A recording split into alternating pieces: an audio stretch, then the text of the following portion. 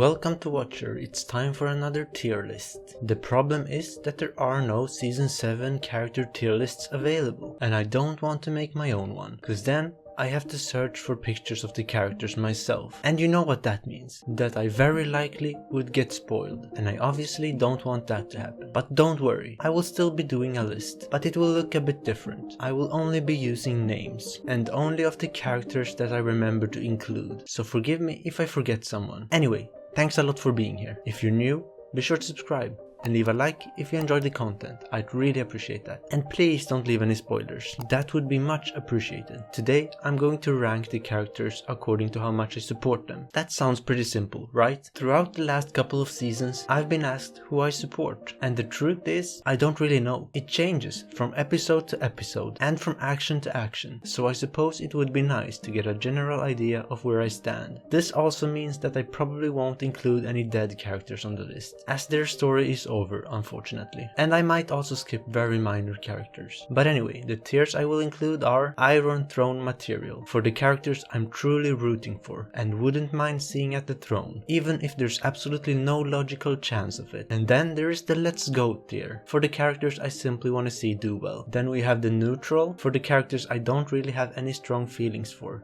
either way. And then the I secretly wish you fail tier, reserved for the characters I just don't want to see do well. And lastly, the Kill It tier, for the characters I enjoy seeing dead. No, but something close. So alright then, let's begin. First up is Bronn. You guys already know that I like him, no matter what side he's on, so I'm obviously going to say let's go when it comes to him. He better be alive by the end of this. Sansa's story has been one of my favorites overall, even though the last season almost ruined everything about it. What I love about her is that she's starting to apply everything she's learned. She takes action and acts like a leader, or at least tries to. I'm simply happy that she's no longer a passenger. So for me, she's Iron Throne material. This might come as a surprise, but I'm no longer triggered by Cersei. In truth, I'm very open-minded about what she'll do in the next season, as long as it isn't completely out of character. I want Cersei to be Cersei, whether she succeeds or fails. Jorah is another character I'm neutral towards. The time he spent away from Daenerys was, in my opinion, his best time. He became more than just a hopeless romantic.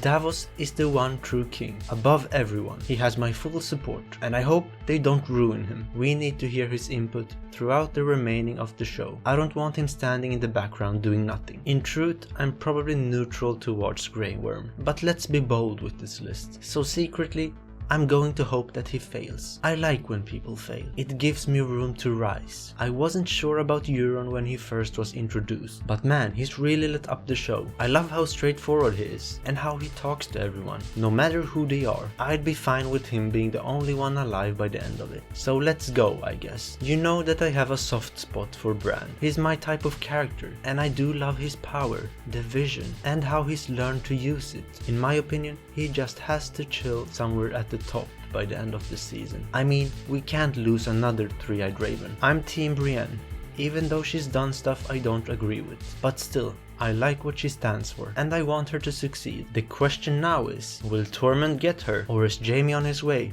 to you know what? Or maybe she will choose the Hound. That would be quite awesome. I like Gendry, especially when he is with Jon. He's the type of character that makes me say, let's go. So much promise, so much anticipation. But what has Varys actually given us? Less than I expected. So far, the Spider has been quite a disappointment. I hope his master plan fails, unless he does something really epic in the next season. I wasn't sure about Beric, but he's shown that he is a real one. I like his mentality, and I hope he'll survive winter, although I doubt he will. This next one hurts me a lot, but since Tyrion left the capital, I haven't really been able to vibe with his story, to the point of me no longer caring what happens to him. Everything that made him interesting is gone, almost. His brilliance is wasted on trying to convince a woman child to do the correct thing. What have happened to my goat? You know where I would have placed Jon, before he bent the knee. Personally, I felt like that was so unlike him. I was actually very close to just placing him in neutral, but I won't do that. Not yet. I hope he doesn't turn into another hopeless romantic. So I suppose, let's go, or something like that. At this point, I just want to see the mountain destroy everyone. I'd love to see him snap a dragon in half. Whatever happens to him, I'm gonna be fine with it, I think. Can we please get some form of redemption for Theon? I think it's time for that. It's about time he overcomes his demons. You can't change the past, just own the future. And all he can do is better. So let's go. Podrick is the type of person you'd love to see do good. Such a humble individual. Let's go, my guy. Kill the Night King. And Gilly, she's like Podrick, a wonderful person. I want to see her succeed. She deserves that. Here we go. I went to the doctor. It's confirmed.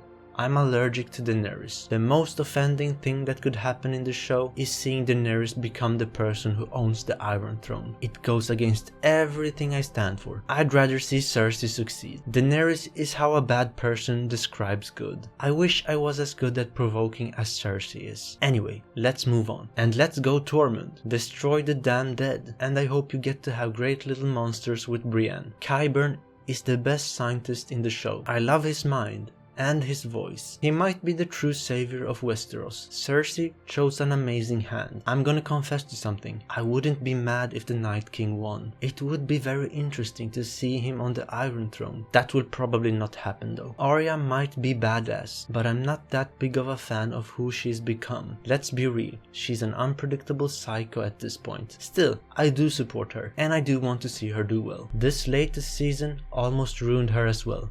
Like Sansa. Lady Melisandre is interesting, and that's pretty much that. I'm neither against her or for her. I just want to learn more about her. Jaime. He both lacks common sense and has too much of it. Which Jaime we get depends on the situation. I would love his story to end on a high though. I can't wait to see what he'll do from now on. Little Lyanna is the only ruler the world needs. She reminds me of Olenna, and that says a lot about her, cause you know how I feel about Lady Olenna, the goat of goats. Imagine if the Hound ended up on the Iron Throne. That would be the most epic thing ever written, even above the Bible. He might actually be the character I like the most. Oh, I forgot about Sam. He's up there with the Hound for me. I view him as the brain that can defeat the Walkers. We just need to decide who the sword is gonna be. I'd bet on Jon. Yara never made it for me as a character, so I don't really care what happens to her. I won't root for her, and I won't root against her. The same can be said about Missandei. She's just a backup dancer.